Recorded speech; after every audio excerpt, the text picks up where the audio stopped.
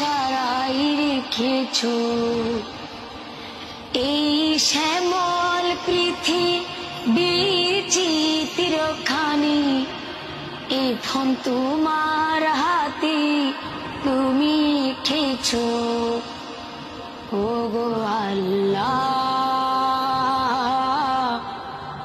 শুকরিয়া জানাই আমারে যে মুসলিম করেছো। তুমি সাগরে বুকে দিলে কান্না, তুমি পাহাড়ে বুকে দিলে ঝরনা,